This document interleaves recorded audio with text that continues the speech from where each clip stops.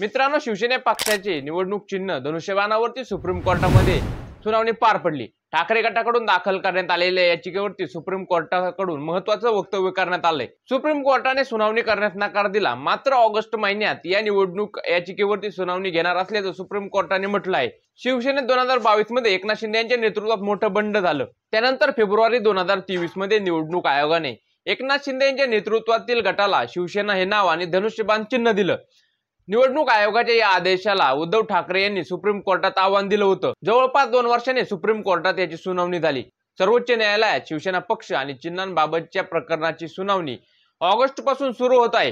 केंद्रीय निवडणूक आयोगाने 17 फेब्रुवारी 2023 रोजी शिवसेना पक्ष आणि धनुष्यबाण चिन्ह शिवसेना शिंदे गटाला दिलं होतं। त्यानंतर ठाकरेच्या शिवसेनेला उद्धव बाळासाहेब ठाकरे हे नाव आणि मशाली चिन्ह मिळालं। निवडणूक आयोगाच्या या निर्णयाला ठाकरेच्या शिवसेनेने सर्वोच्च न्यायालयात आव्हान दिलं होतं। आता येणाऱ्या मुंबईसह राज्यातील स्थानिक स्वराज्य संस्थांच्या निवडणुका दिवाळीनंतर होणार असल्याने या प्रकरणाची लवकरात लवकर सुनावणी घ्यावी अशी मागणी ठाकरे गटाच्या शिवसेनेकडून करण्यात येत आहे। मात्र सर्वोच्च न्यायालयाने ऑगस्ट मध्ये मूळ याचिकेसोबत सुनावणी घेणार असल्याचं स्पष्ट केलं आहे। निवडणूक आयोगाला पक्षाचं चिन्ह देण्याचा अधिकार आहे, मात्र पक्षाचं नाव बदलण्याचा अधिकार नाही। तो निवडणूक आयोगाचा अधिकार नक्कीच नाही। कोणाचं नाव उचलून दुसऱ्याला द्यायचं हा निवडणूक आयोगाचा अधिकार नाही, असं मत ठाकरेंच्या सेनेकडून व्यक्त करण्यात आलं। गेल्या 2.5 वर्षापासून पक्ष आणि चिन्हांसाठी हा कायदेशीर लढा सुरू आहे।